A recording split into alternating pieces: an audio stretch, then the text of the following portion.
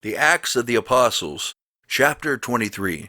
And Paul, earnestly beholding the council, said, Men and brethren, I have lived in all good conscience before God until this day. And the high priest Ananias commanded them that stood by him to smite him on the mouth. Then said Paul unto him, God shall smite thee, thou whited wall, for sittest thou to judge me after the law, and commandest me to be smitten contrary to the law?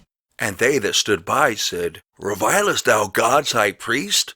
Then said Paul, I wist not, brethren, that he was the high priest, for it is written, Thou shalt not speak evil of the ruler of thy people. But when Paul perceived that the one part were Sadducees, and the other Pharisees, he cried out in the council, Men and brethren, I am a Pharisee, the son of a Pharisee. Of the hope and resurrection of the dead I am called in question. And when he had so said, there arose a dissension between the Pharisees and the Sadducees, and the multitude was divided. For the Sadducees say that there is no resurrection, neither angel nor spirit, but the Pharisees confess both. And there arose a great cry, and the scribes that were of the Pharisees' part arose and strove, saying, We find no evil in this man, but if a spirit or an angel hath spoken to him, let us not fight against God. And when there arose a great dissension, the chief captain, fearing lest Paul should have been pulled in pieces of them, commanded the soldiers to go down, and to take him by force from among them, and to bring him into the castle. And the night following, the Lord stood by him, and said, Be of good cheer, Paul, for as thou hast testified of me in Jerusalem, so must thou bear witness also at Rome.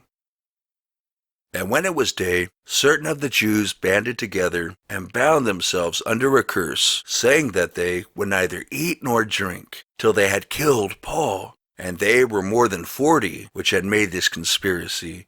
And they came to the chief priests and elders, and said, We have bound ourselves under a great curse, that we will eat nothing until we have slain Paul. Now therefore ye with a council signify to the chief captain that he bring him down unto you tomorrow, as though ye would inquire something more perfectly concerning him. And we, or ever he come near, are ready to kill him. And when Paul's sister's son heard of their lying in wait, he went and entered into the castle, and told Paul. Then Paul called one of the centurions unto him, and said, Bring this young man unto the chief captain, for he hath a certain thing to tell him. So he took him and brought him to the chief captain, and said, Paul the prisoner called me unto him, and prayed me to bring this young man unto thee, who hath something to say unto thee. Then the chief captain took him by the hand, and went with him aside privately, and asked him, What is that thou hast to tell me? And he said, The Jews have agreed to desire thee, that thou wouldest bring down Paul tomorrow into the council, as though they would inquire somewhat of him more perfectly. But do not thou yield unto them, for there lie in wait for him of them more than 40 men, which have bound themselves with an oath, that they will neither eat nor drink till they have killed him. And now are they ready, looking for a promise from thee. So the chief captain then let the young man depart, and charged him, See thou tell no man that thou hast showed these things to me.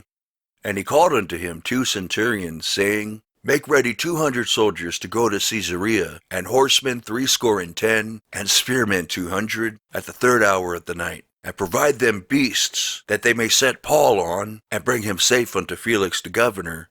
And he wrote a letter after this manner, Claudius Lysias, unto the most excellent governor Felix, sendeth greeting. This man was taken of the Jews, and should have been killed of them. Then came I with an army, and rescued him, having understood that he was a Roman. And when I would have known the cause wherefore they accused him, I brought him forth into their council, whom I perceived to be accused of questions of their law, but to have nothing laid to his charge, worthy of death or of bonds. And when it was told me how that the Jews laid wait for the man, I sent straightway to thee, and gave commandment to his accusers also to say before thee what they had against him.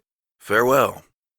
Then the soldiers, as it was commanded them, took Paul, and brought him by night to Antipatris. On the morrow they left the horsemen to go with him, and returned to the castle, who, when they came to Caesarea, and delivered the epistle to the governor, presented Paul also before him.